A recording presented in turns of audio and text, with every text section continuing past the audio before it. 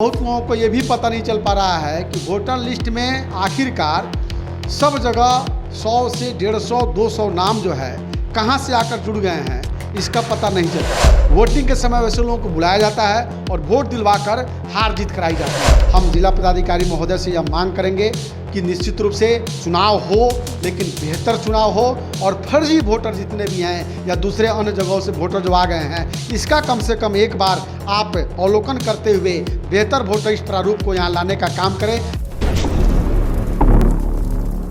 नमस्कार, आप देख रहे हैं खबरी 24/7। मैं इरफान आलम। रक्सौल की बात की जाए तो रक्सौल एक अंतर्राष्ट्रीय शहर है। हालांकि अंतर्राष्ट्रीय शहर के साथ साथ दो देशों के पड़ोसी शहर भी है। कुछ दिन बाद नगर परिषद का चुनाव होने वाला है और इस चुनाव को देखते हुए नगर परिषद में एक बहुत बड़ा समस्या सामने आ गया है। जो नागरिक नेपाल के हैं उनका नाम रक्सौल नगर परिषद में कैसे, जो नागरिक नेपाल के हैं वो नगर परिषद में वोट कैसे देते हैं, इन सभी मुद्दों पर बात करने के लिए आज हमारे स्टूडियो में अखिलेश दयाल जी हैं, युवा कांग्रेस प्रदेश महासचिव। तो आइए से जानने की कोशिश करते हैं ये जो वोटर्स का मामला है, इस मामले को लेकर ये क्या सोचते हैं। सर, सबसे पहले आपको हमारे खबरी 24/7 न्यूज़ चैनल के ऑफिस में आपने अपना बहुमूल्य समय निकाल कर इंटरव्यू पे बैठे हैं, इसके लिए आपको बहुत बहुत बधाई। बहुत बहुत धन्यवाद है खबरी 24/7 के टीम को, और इस मुद्दे के साथ आपने हमको यहाँ बुलाया, इसके लिए आपको साधुवाद और धन्यवाद है। तो सबसे पहला सवाल ये करना चाहेंगे आपसे, 2017 के रक्सौल नगर परिषद के चुनाव के वोटर लिस्ट के अनुसार 2022 के वोटर लिस्ट क्या समझ से परे है? 2017 के चुनाव जो हुए, उस चुनाव के समय जो वोटर लिस्ट की बात आपने रखी है, बहुत बेहतर बात रखी है। 2017 में जो वोटर लिस्ट था, उस वोटर लिस्ट में वेग बहुत कम थे जी और गलतियां कम थी। लेकिन इस बार के 2022 के वोटर लिस्ट जो हैं, वार्ड पार्षदों को भी, नगर पार्षद जो रक्सौल नगर परिषद के 25 वार्ड पार्षद लोग हैं, उनको बहुत लोगों को ये भी पता नहीं चल पा रहा है कि वोटर लिस्ट में आखिरकार सब जगह 100 से 150 200 नाम जो है कहां से आकर जुड़ गए हैं, इसका पता नहीं चल पा रहा है। उसके बाद मैं आपको बताना चाहता हूं कि इस बार 2022 के वोटर लिस्ट में ऐसे भी मामला प्रकाश में आया है कि जो 18 के निवासी हैं, 17 के निवासी हैं, 16 के निवासी हैं, हर एक वार्ड में लगभग यह मामला है कि उनका घर है 1 नंबर वार्ड में, 2 नंबर वार्ड में, 1 से लेकर 25 नंबर वार्ड में, लेकिन उनका घर में अगर 5 सदस्य हैं तो 5 सदस्य में 3 सदस्य का नाम वार्ड नंबर 15 में है, वार्ड नंबर 16 में है, और कुछ लोगों का नाम उससे दूर चला गया है। किसी का नाम वार्ड नंबर 24 में चला गया, किसी का नाम वार्ड नंबर 23 में चला गया। ये सारी गलतियां और विसंगतियां अगर देखी जाए तो ये बहुत बड़ा मायने रखता है इस लोकल चुनाव में। जी, तो एक और सवाल आपसे करना चाहेंगे, अधिकांश वार्ड में मतदाता के नाम एक वार्ड से दूसरे वार्ड में बड़े पैमाने पर गए हैं, इसमें गलती किनकी है? इसमें गलतियां अगर देखी जाए तो विखंडन के समय, जब वोटर लिस्ट के विखंडन जब हो रहे थे, उस विखंडन के समय सबसे बड़ा अगर दोषी कोई है तो बीएलओ को हम कटहरे में खड़ा करना चाहेंगे। और डोर टू डोर जाकर उन्होंने कैंपेन नहीं किया है, और डोर टू डोर अगर जाकर सच्चाई उन्होंने देखी होती, एक परिवार के 5 सदस्य अगर हैं तो 5 सदस्य में 3 सदस्यों का नाम उस वार्ड में अवस्थित जिनका मकान है वहाँ है, और 2 सदस्यों का नाम दूसरे वार्ड में चला गया है। यह परेशानी उस दिन तक दिखने को मिलेगी जब प्रत्याशी वोटर के घर जाएंगे और वोटर लिस्ट उनको जब प्राप्त होगी, प्रकाशन बहुत जल्द होने वाला है, वोटर लिस्ट जब प्राप्त होगा और देखा जाएगा एक ही फैमिली में कुछ सदस्यों का नाम अन्यत्र वार्ड में चला गया और कुछ लोगों का वार्ड वास्तविक वार्ड में, कुछ लोगों का नाम वास्तविक वार्ड में रह गया है, यह परेशानी का बहुत बड़ा सबब है। इसके बारे में पूर्व में हमने अधिकारी को ही बोला था कि जो बीएलओ किसी वार्ड में अगर 10 सालों से हैं, उन बीएलओ को हटाया जाए, पूर्व में हटाया जाए, क्योंकि बहुत सारे नाम जो हैं, भेग नाम जो हैं, जो यहाँ मूलतः निवासी नहीं है रक्सौल के, उनके नाम भी जोड़ने के लिए यहाँ काम किया गया है। वोटिंग के समय वैसे लोगों को बुलाया जाता है और वोट दिलवाकर हार जीत कराई जाती है। निष्पक्ष चुनाव, जिस प्रकार चुनाव आयोग चाहता है कि निष्पक्ष चुनाव हो, लेकिन हमें नहीं लगता है इस कार्यकाल में या इस सरकार में ऐसी चुनाव करा लेना चुनाव आयोग के लिए चुनौती से कम नहीं है। और इस चुनौती को स्वीकार करना वर्तमान के समय में आला अधिकारियों को भी यह शोभा नहीं देता है। हम कहेंगे कि सबसे पहले डोर टू डोर अगर बीएलओ गए होते हैं, उन्होंने बंद कमरे में बैठकर और विखंडन करने का काम किया है, जिसके कारण आज वार्ड के जितने भी प्रत्याशी लड़ना चाह रहे हैं या जो वर्तमान में जो वार्ड पार्षद हैं, उनको यह परेशानी का सबब हो गया है। कागज़ लेने के लिए उन्होंने बताया, क्राइटेरिया फुलफिल किया कि आपको होल्डिंग रसीद देना है, बिजली बिल देना है, आधार कार्ड कोई मॉस्टरी नहीं है। यह देने में कम से कम एक वोटर से कागज़ लेने में आप जानते हैं कि आज विश्वास का ज़माना कितना घट गया है। फ़ोटोकॉपी कराकर देने में भी और लोग निश्चिंत नहीं है कि हमने जो दावा आपत्ति किया है, उस दावा आपत्ति के बाद भी ऐसा नहीं लग रहा है कि वास्तविक जो वोटर हैं उन वार्डों में आ भी सकते हैं या नहीं आ सकते हैं। तो देखा जाए तो ये वोटर्स का मामला, जो वोटर लिस्ट का मामला है, इसमें सबसे बड़ी लापरवाही किसी का है तो बीएलओ की है। अगर बीएलओ के द्वारा इतनी बड़ी लापरवाही की जाती है तो जो अधिकारी पदाधिकारी नियुक्त होते हैं या जो निर्वाचित पदाधिकारी होते हैं, वो अभी तक इस मामले को संज्ञान में क्यों नहीं लिए हैं और बीएलओ के ऊपर कार्रवाई क्यों नहीं की है? सर, एक और सवाल आपसे करना चाहेंगे। नगर परिषद आम चुनाव को देखते हुए रक्सौल अनुमंडल में सूचना विभाग की क्या व्यवस्था है? सबसे पहले तो रक्सौल अनुमंडल, रक्सौल क्षेत्र एक छोटा शहर है जिसमें 25 वार्ड हैं और बड़ी खुशी की बात है कि अनुमंडल यहाँ स्थापित है। कभी प्रखंड हुआ करता था और पूर्व विधायक राजेंद्र राय का देन था कि आज अनुमंडल यहाँ स्थापित हो चुका है। और कुछ लोग हैं, ऐसे भी लोग जो सत्ता में बैठे हुए हैं, डबल इंजन की सरकार चल रही है, केंद्र में उनकी सरकार है, शीर्ष से लेकर अर्श से लेकर शीर्ष तक उनके लोग बैठे हुए हैं और जिला बनाने की मांग चल रही है। लेकिन अनुमंडल में ही देखा जाए तो अनुमंडल में बहुत सारी विसंगतियाँ हैं। उन विसंगतियों को पहले दूर करने की आवश्यकता है। आपने जो कहा सूचना, बहुत सारे हमारे पार्षद मित्र ऐसे भी हैं, पार्षद गार्जियन ऐसे भी हैं जो जाते हैं और भटक के चले आते हैं। अधिकारी पदाधिकारी या बीएलओ या कह सकते हैं जो विखंडन करने वाला अधिकारी हैं, उनसे भी मुलाकात नहीं हो पाती है, सही जवाब नहीं दे पाते हैं। मामला मैं आपको बता दूं, एक जून को वोटर लिस्ट का प्रकाशन होना था और 10 जून तक दावा आपत्ति करना था। लेकिन कुछ अधिकारियों से बात हुई तो उन्होंने कहा कि एक पेन ड्राइव में आप सारे वोटर जो इधर उधर गए हुए हैं, दूसरे वार्ड में चले गए हैं, उनका एक पेन ड्राइव जमा कीजिए, एक्सेल शीट बनाकर उसे प्रारूप बनाकर देने का काम कीजिए। लेकिन जब वो मामला हमारे जिला पदाधिकारी के पास गया तो उन्होंने इस चीज़ को सिरे से खारिज कर दिया और कहा कि नहीं, आपको फॉर्म भर के ही देना होगा। यह संज्ञान में हम लोग को कब आया? जब 9 तारीख को 11 बजे सूचना आनन फानन में मिलती है और 10 तारीख को 3 बजे तक आपको जमा कर देना था। अब बताइए कि डोर टू डोर जाकर कागज़ों को इकट्ठा करना, फॉर्म भरना और थोड़ा सा भी फॉर्म गलत हो उसे हटा देना, इसमें कहाँ तक जो अधिकारी लोग बैठे हुए हैं या स्टाफ जो कर्मचारी काम कर रहे हैं, दिन रात लगे हुए हैं, उससे भी लगता है कि वोटर लिस्ट का जो विखंडन होने के बाद या दावा आपत्ति के निष्पादन होने के बाद भी जो वोटर लिस्ट आएगा उसमें बहुत सारी विसंगतियाँ रहेगी।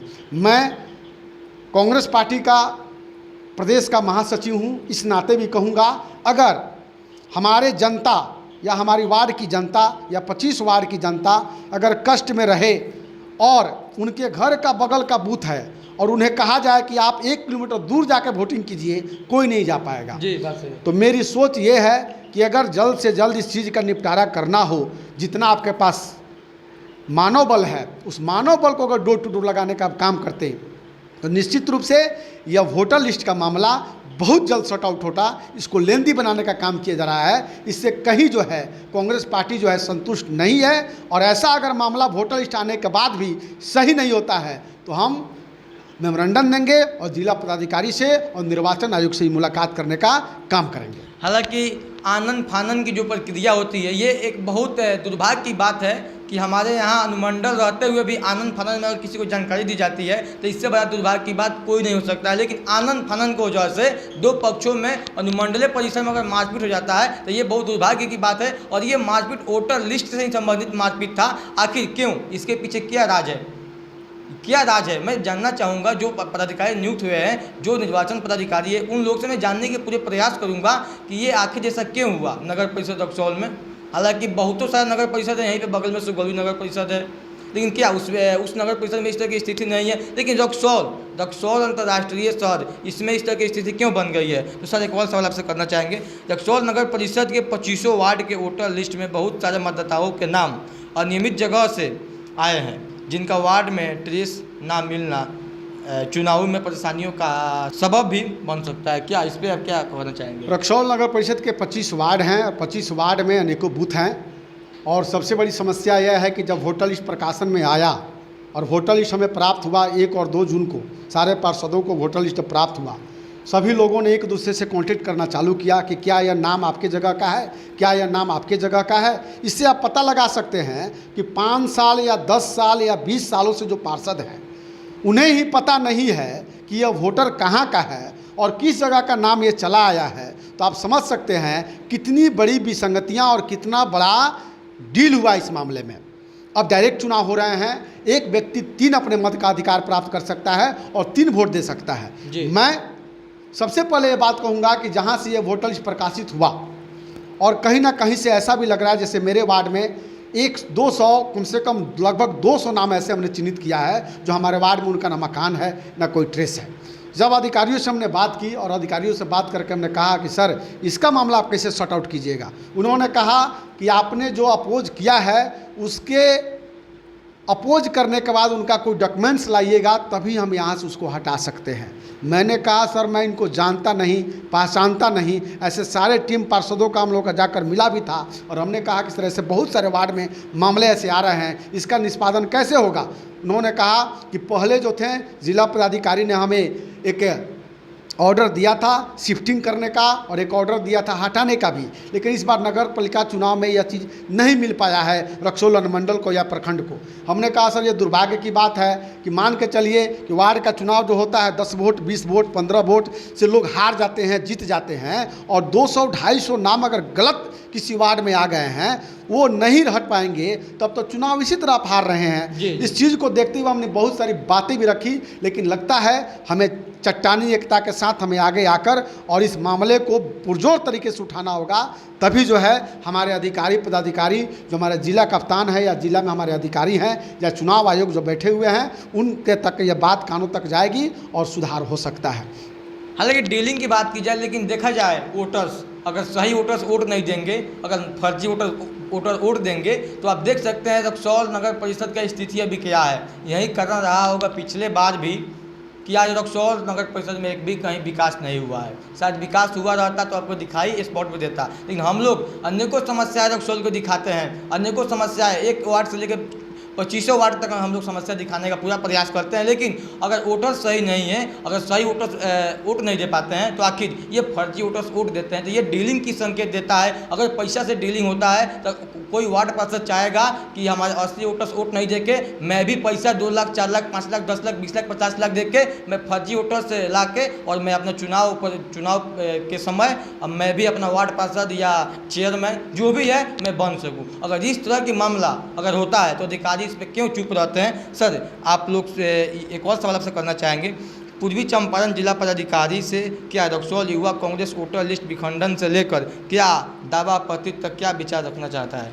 सबसे पहले तो हमारे ज़िला के मालिक हमारे कह सकते हैं कि हमारी समस्याओं का समाधान करने वाले हमारे ज़िला पदाधिकारी जी हैं, उन तक भी बात पहुंचाई गई है और बहुत सारे लोगों ने, बहुत सारे पूर्व पार्षदों ने, वर्तमान पार्षदों ने लिखकर एक मेमोरेंडम भी देने का काम किया है और हम बहुत जल्द भी अपने लेटर पैड पर उस चीज़ को हम बनाकर और सारे प्रारूप को सौंपने का काम करेंगे। क्योंकि जब एक्सेल सीट में कहीं ना कहीं एक्सेल सीट का मामला हो या पेन ड्राइव का मामला हो, कहीं से कहीं रक्सौल के अधिकारियों ने जब कहा था तो कहीं ना बात हुई होगी तब उन्होंने कहा था और उस मामले को हमने दिया था, लेकिन वो मामला जो है ख़त्म हो गया।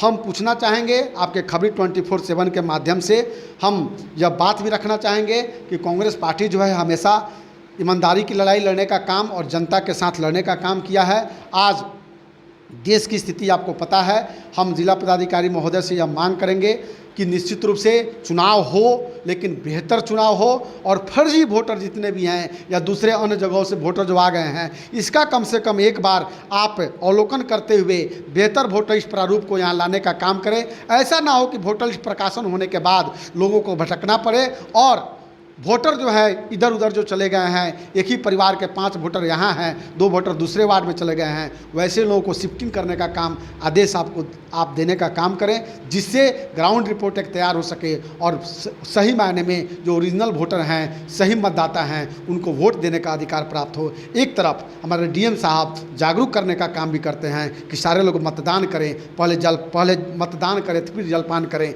ऐसी बात, ऐसी सोच अगर है सही मायने में, तो सही वोटर को सही स्थान पर लाने का काम करें। ये हमारे जिला पदाधिकारी महोदय से गुजारिश है।